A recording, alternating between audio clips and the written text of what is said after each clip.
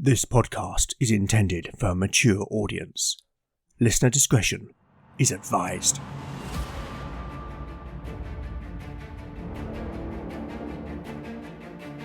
Welcome back to Legend of the Bones. Following in the footsteps of giants, Legend of the Bones is a chimera. A mix of old-school tabletop RPG and dark fantasy storytelling.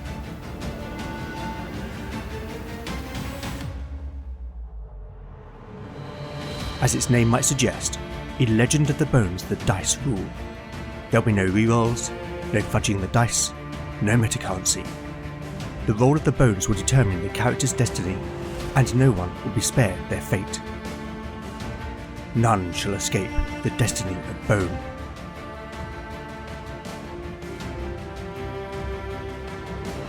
Last time on Legend of the Bones, the companions dealt with the aftermath of their battle with Nedra, the Serpent Queen, and the loss of Kier, Bjorn, and Yora. With Lena unconscious, scarred, and near death, and Canute badly injured, the party decided to rest for the night within the fortress of Kerodu. Beric awoke in the early hours, unable to sleep, and decided to leave the room in which the companions were secured, where he encountered a ghost of a young woman. After gaining the Phantom's trust, the apparition directed the warrior to a loose stone in the wall, where Beric found a name, Cirque, scratched into the back, and beyond a hidden brooch. Whilst the ghost was unable to talk, his visual responses led Beric to determine that Cirque was a friend or relative of the woman. After he had promised to take the brooch to Cirque, the Phantom led Beric back down into the Underkeep, and to an unexplored chamber, a crypt, and showed the warrior the location of an enchanted sword called Callus Cleda. The next day, after recovering the treasures of Kerodu, the companions built a pyre and set the evil place aflame, before beginning their journey back to the Uberdrache.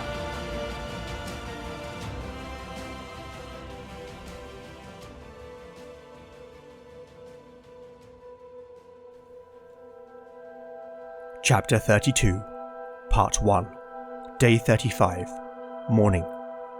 Party status: Beric, 18 out of 28 hit points. Lena, 16 out of 20 hit points. Valen, 15 out of 15 hit points. Talion, 16 out of 21 hit points.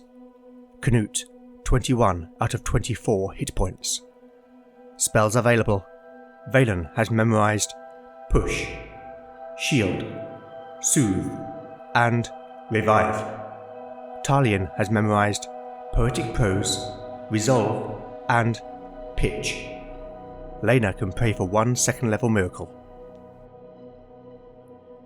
From its humble roots as a fishing village, the coastal town of Porthiane had grown over the centuries to become an important way stop for vessels navigating the Powen Moor Peninsula, helped not least by the founding of the monastery at Idisgwyn, as pilgrims far and wide arrived at the town as the nearest port that could accommodate their ships.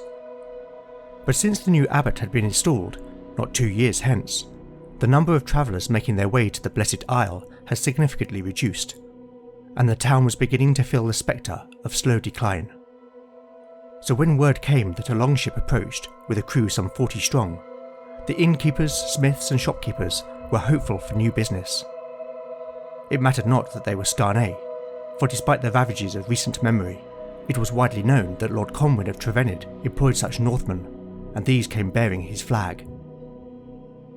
The companions' return journey over the fell moors had been thankfully uneventful, and upon reaching the ship, the crew had constructed a pyre on the beach, so that Yora's body could be committed to the flames, as was the custom of her people. After, and in need of rest and recovery, the decision to make for Porthiane had been an easy one, not least as the wind had picked up, and the dark clouds on the horizon threatened inclement weather. On arrival, the companions had been greeted by an expectant patrol of soldiers. A rather weary sergeant was cordial but direct, and instructed Canute to keep his crew on a tight leash, else they would find themselves turned away into the approaching storm. It was not lost on the soldier that several of the new arrivals were badly injured, and so they were instructed to report to the Reeve on the morrow. The crew were organised into small groups and ordered by Canute to find accommodation in the town's taverns, to behave themselves and await further instruction. The companions had taken rooms at the Black Gull, one of the town's better-kept taverns, though in truth there was not much distinction. The place was clean yet basic, and had enough available rooms to accommodate the companions, as well as Talion, Canute and Jenna, the young woman they had rescued from Kerodu.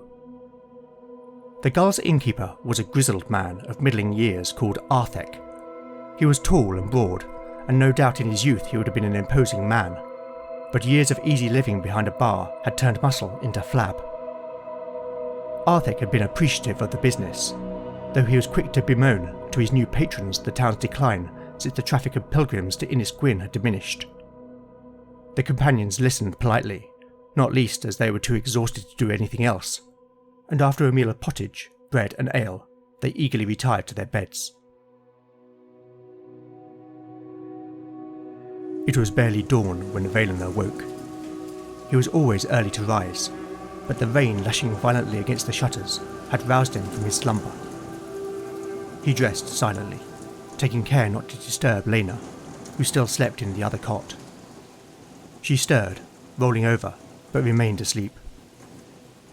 He left the room and went downstairs, where Arthek was already setting up for the day. He handed the innkeeper some nettle leaves from his pouch, and asked that they be infused in boiling water.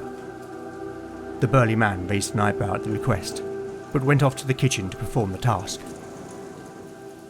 Taking a chair by the hearth, he opened his spellbook and began his morning ritual of committing his spells to memory. After, he turned his attention to the spellbook recovered from Netra's lair.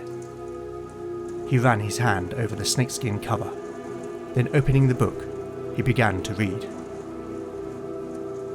Poring over the pages, he quickly recognised the dark nature of the enchantments, save one which seemed innocuous enough, yet it was beyond his ability to fully comprehend. He retrieved his ink and quill, and methodically scratched the incantation into his own spellbook, before debating in his mind what to do with the dark tome. This was power after all. Power he could use. It was tempting.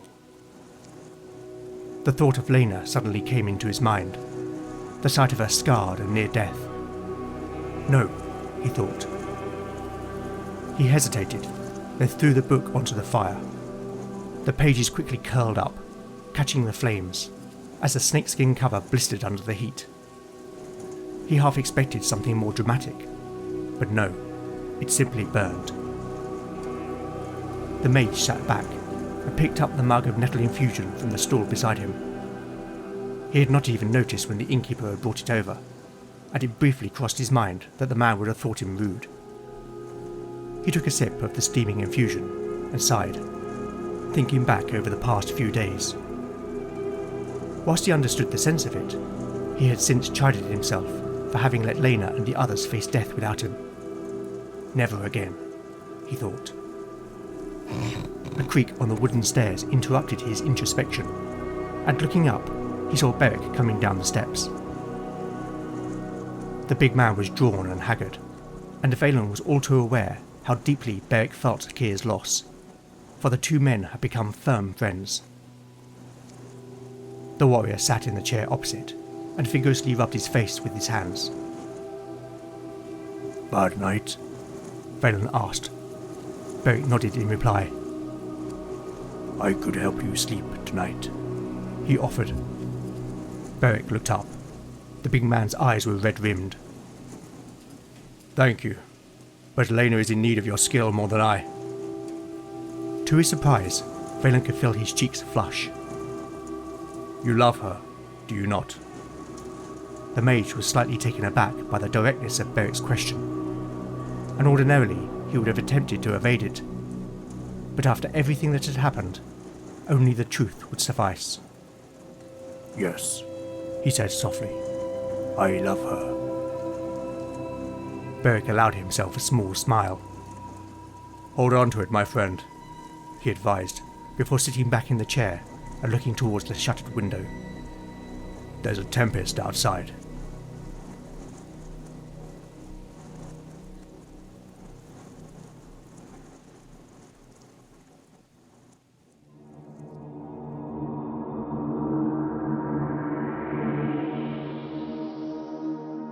I thought it right that Valen should face a moral dilemma when it came to Nedr's spellbook, and I decided to let the dice decide what action he would take.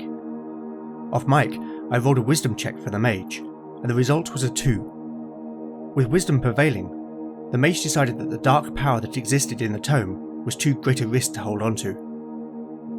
The spell he transcribed is Clairvoyance, but the mage will need to reach at least level 5 before he could be able to master it.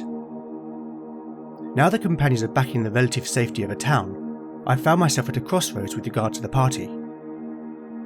Having lost Kier, there's an opportunity for either or both Talion and Canute to transition into player characters. I don't think this should be automatic though, as it would be rather trite just to slot them in, so I'm going to let the dice decide. For Talion, I'm going to make a reaction roll. I will apply Lena's +1 bonus, and I will also add an additional +1 due to his shared heritage with Valen. Here is the roll. A modified 8. That means the bard is uncertain. I guess that makes sense. Talion has witnessed horrors in their company and risked his life. I will need to make a second roll. A modified 10. That's a success. Despite everything, the bard has formed a bond with the companions, and decides that his fate is tied to theirs. Canute is a bit more tricky though, because I do not provide his voice. Jon is no doubt a busy guy, and I don't want to impose. Okay, I'm going to make a reaction roll for the warrior as well. If the result is favourable, then I will leave the decision in Jon's hands. If he is willing and able, then Canute will transition to a player character like Talion. Though first I need to make the reaction roll. Given Canute's allegiance to Lord Cohen, this will be unmodified. A 6. That is uncertain. Again, this makes sense. Canute is feeling conflicting loyalties. Another roll then. A 12! Wow, that is decisive. But hang on, there is another factor. Canute is in the service of Lord Cohen. I've never determined the nature of this service, and I guess there are 2 possibilities. The first is that Canute and his men are mercenaries. The second is that for some reason, Canute is oathbound. I'm going to ask the Oracle, is Canute oathbound? A 4. That's a yes but. Okay, that but tells me there's something different about the oath. I wonder, does the oath allow Canute some discretion to act in Lord Cohen's interests? Another yes but. Okay, I think that gives me enough to work with. Right then, I'd better message Jon. Back in a minute. Okay, I'm back, and Jon has kindly agreed to voice Canute for as long as I need. Thanks, my friend. Though I will need to figure out how Canute will square this with Lord Cohen. Whilst I'm here behind the screen, the companions will pay a local smith to repair their armour and weapons. I'm going to rule that the repairs cost 20% of the item's value. Also, now that he is in possession of Callus Cleda, Beric will trade in his old sword, meaning that the party spends a net of 15 gold on repairs and resupplies. In addition, Canute gives 40 gold to the crew for their board and entertainment whilst in the town. Finally, given the amount of healing the party needs at the moment, I will for now make these rolls off mic, unless Lena or Valen roll a critical success or failure. Hit points recovered will be reflected in the party status update. Okay then, time to get back to the narrative.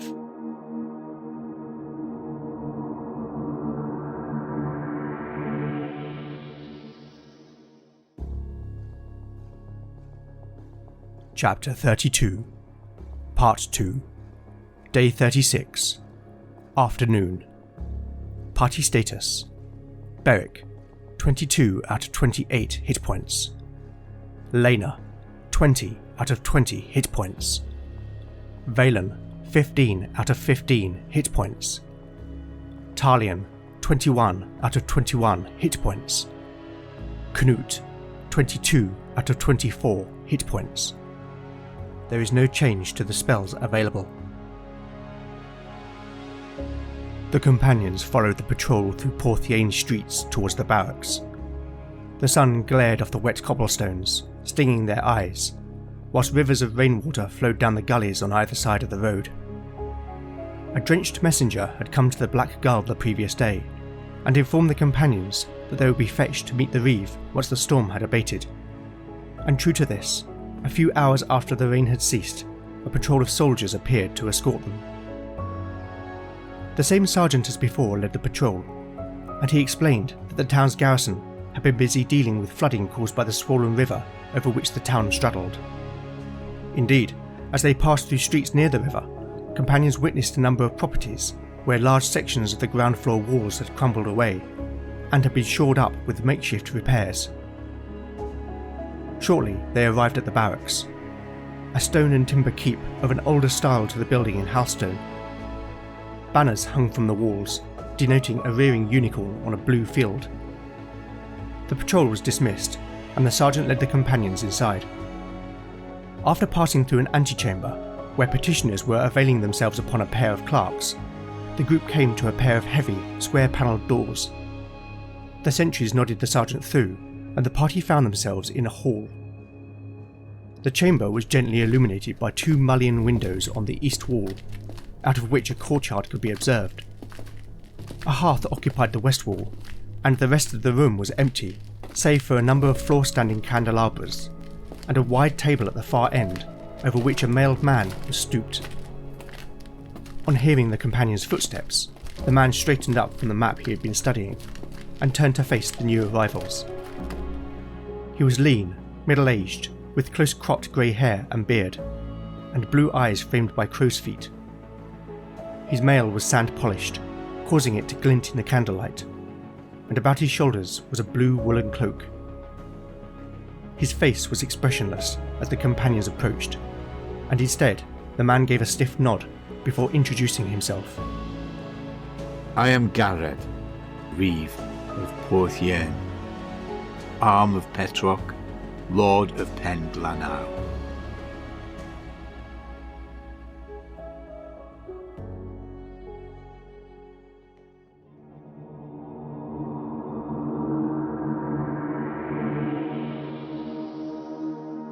I am going to make a reaction roll for the party. If this was a one-on-one interaction, then I would make a charisma check, but I think there are a number of factors at play which make a reaction roll more appropriate. Firstly, Canute, Talion and Lena all get +1 to their reaction rolls, so I'm going to apply this bonus. Secondly, Garrett is a shrewd man with his ear to the ground, so I think it makes sense that he may have already heard about the party's exploits at Kerodu. After all, gossip spreads fast. On that basis, I will award another +1. Finally, I'm going to ask the Oracle whether Garrett's lord, Petroc, is an ally to Lord Colwyn.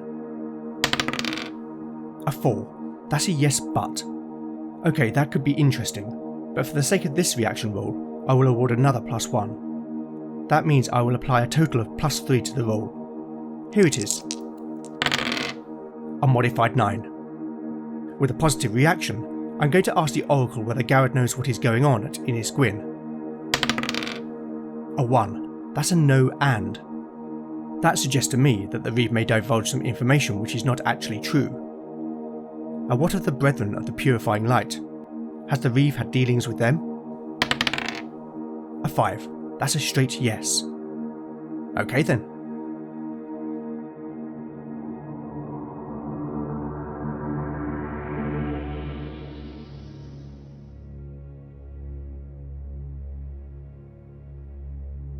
Garrett observed each of the companions in turn, then seemingly satisfied, his lips spread into a surprisingly warm smile, given the stiffness of his introduction. Welcome, he declared sharply. Brannock sent word that you might find your way to Porthien, he explained. This caught the companions by surprise. You must be Beric, he stated, addressing the warrior. Yes, my lord, Beric replied. The big man was curious.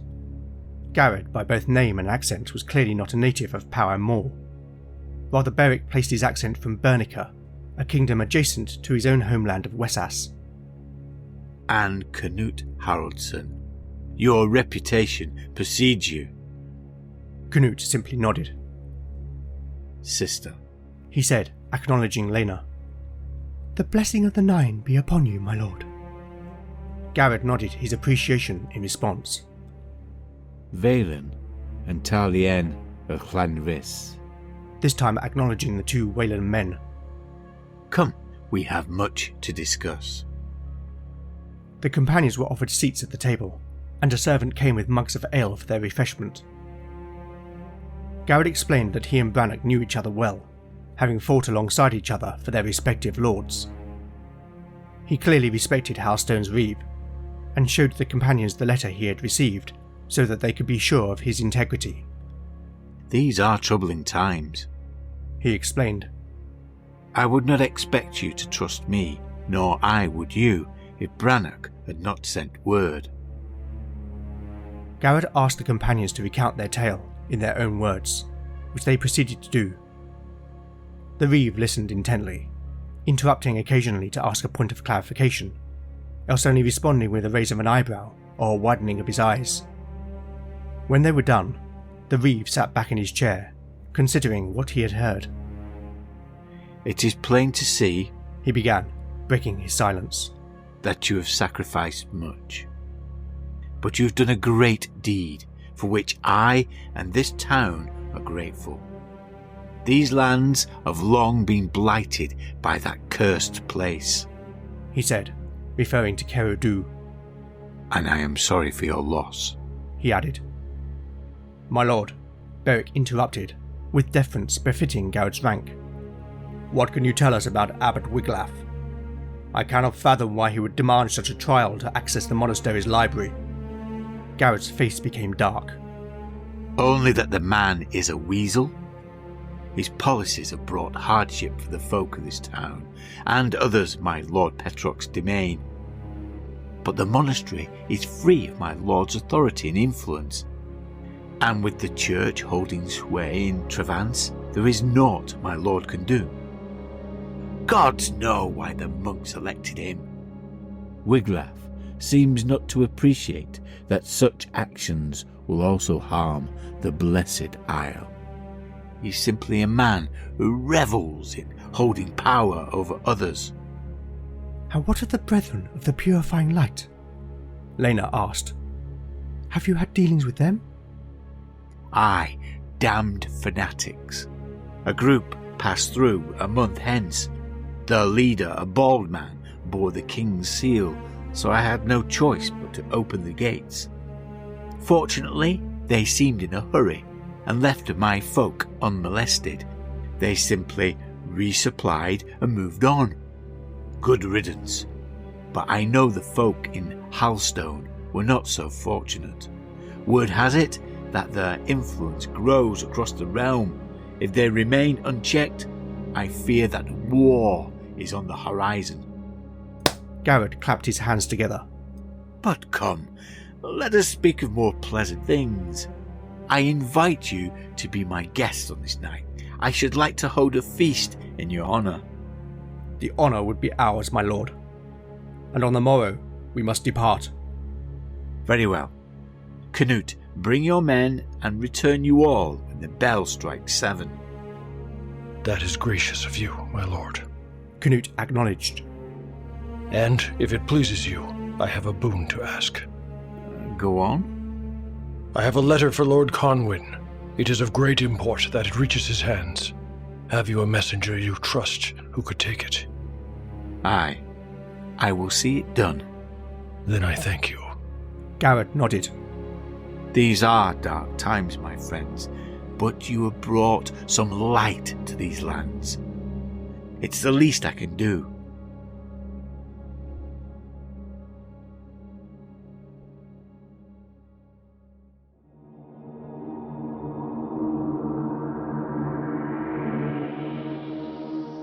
So as the companions go off for a few hours, they will collect their equipment from the smithy, and Canute will send word to his crew, as well as compose his letter to Lord Conwyn. Beric, meanwhile, has not forgotten his oath to return the Phantom's brooch to the mysterious Cirque, and I think it makes sense that he might ask Garrett if he knows anything. On that basis, I'm going to consult the Oracle once again. Does Garrett have any knowledge of who Cirque is, and where he may be found? A 4. That's a yes, but. Okay, as usual, I want to know whether Cirque is in some way tied to the larger events at play. A 4. That's another yes, but. Okay then.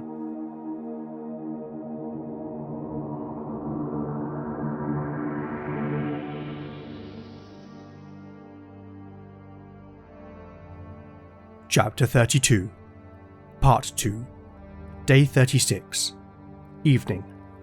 Party status. The party status is unchanged. The hall of Porthiane's barracks was filled with the sound of merrymaking, as the garrison of Porthiane raised cups with the crew of the Uberdacher. Long tables ran on either side of the hall, at which the warriors sat, whilst the companions occupied the table at the far end with Garrod, a place of honour by the Reeve's side. Beric and Canute flanked the Reeve on either side, as befitting their status as warriors. Plates of venison, roasted fowl and fish were served, along with copious amounts of ale. Garrod was true to his word that this would be a feast. Beric thought of Keir, and the last time they sat together feasting in Lord Conwyn's hall. The warrior leaned in, so that the Reeve would be able to hear him over the noise. My lord, if I may, I would like to ask you a question. Anything. Know you a person by the name of Cirque? A look of surprise passed over the Reeve's face. Why, that's not a name I've heard in many a year, he replied. Many years ago, when I was a young soldier, not long arrived on these shores, there was a brother and a sister living here in Porthiane, Corenza and Cirque. They were simple folk, poor. The mother was dead, if I recall, and the father blind. The boy, Cirque, he was a strange lad. Bizarre things would happen in his presence. What kind of things? Oh, nothing serious. An inexplicable light, or a gust of wind in a closed room. In any case, there was talk that he had the sight, the Reeve explained. Anyway, one day a stranger came into town seeking Cirque. A woman, hooded and cowled she was. Folk thought she was a witch, but none had the courage to ask. Next thing anyone knew, both Cirque and the stranger were gone, vanished without a trace. Garrod paused for a moment. As for Corenza, one day she left also. She said the stranger had told her that a cure to her father's blindness lay in Carodu. Folk told her it was madness, but she would have none of it. The Reeve sighed. None ever saw her again. My lord! A voice called from the end of the table. It was Talion. The hall fell silent. If it pleases you, I should like to perform for these good folk, he said, spreading his arms to indicate the crowd. By all means, Master Bard, play! Talion nodded in respect, then retrieving his harp, moved to sit upon a stool between the tables, so that the assembled company could see. Talion looked about, raising his voice so that all could hear. I dedicate this song to the friends we have lost. Keir, Bjorn, Jora. Their names shall ne'er be forgotten. Then with that, the bard began to sing. In time of woe, the shadows grow, and light will fade as darkness falls. Fate shall reap what men hath sown, and they shall seek, but not come home.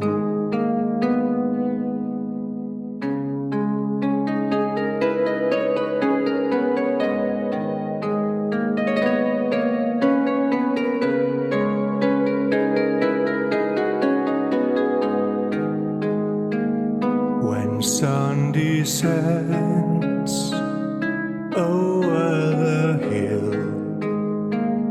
brave heroes fought the evil till the heaven stars began to cry for those brave men so doomed to die.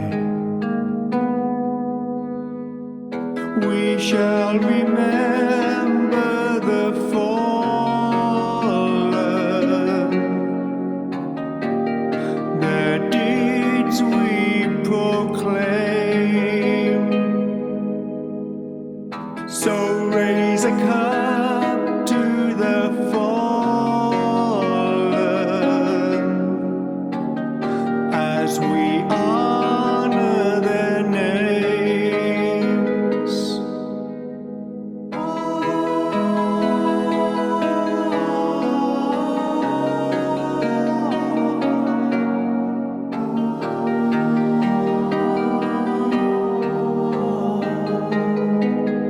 Though battle won, their time is come.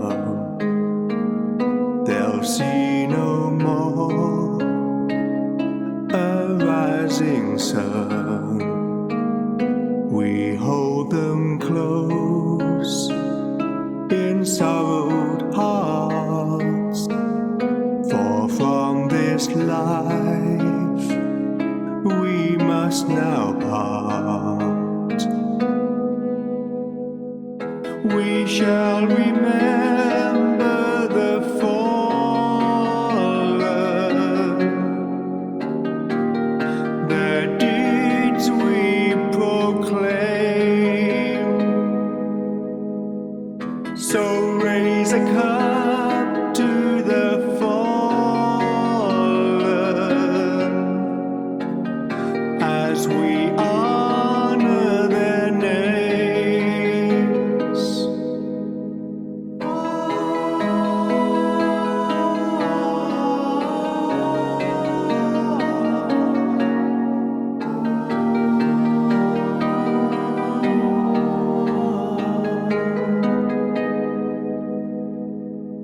We shall remember the fallen,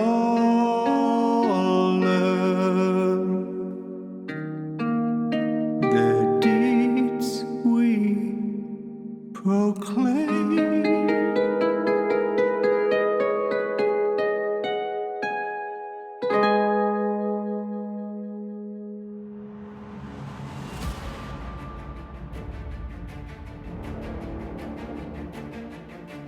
Thank you for listening to Legend of the Bones.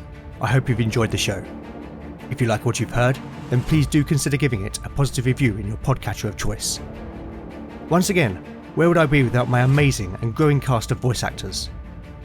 Playing the role of Garrod is a newcomer to the show, and a voice that many of you may be familiar with. It's Dirk the Dice from the wonderful Grognard Files.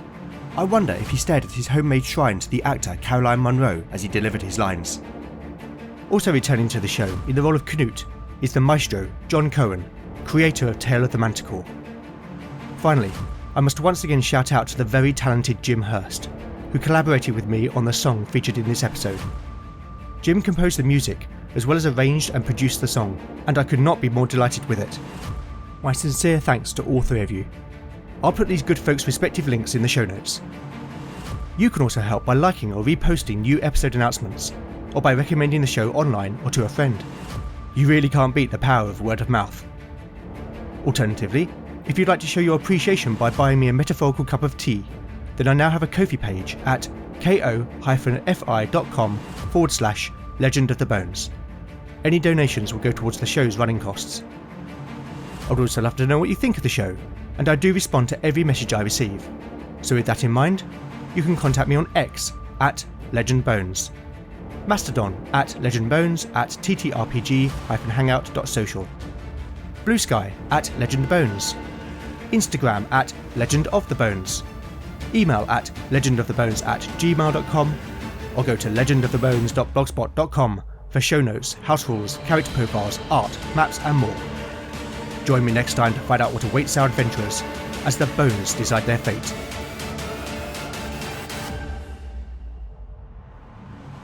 None shall escape the destiny of Bone. Hi, my name's Che Webster, the host of Roleplay Rescue, the podcast about rediscovering your lost role-playing games hobby. I started tabletop role-playing way back in the early 80s when D&D was the fastest growing game and long before the Apple Mac. Over the years, I've watched dozens of friends drift away from the hobby because they simply couldn't carve out the space it asked of them. About 5 years ago, I asked myself what to do about it, and the answer was to start recording a podcast. My mission is to connect with gamers who are looking for a way back. It's also about speaking honestly to the realities of the hobby, the anxieties, the trials, and the triumphs alike. If you've enjoyed hearing Simon play solo and you want to make role-playing regularly a reality, pop on over to Roleplay Rescue and have a listen. roleplayrescue.com or search for the name in the podcast app of your choice. Game on.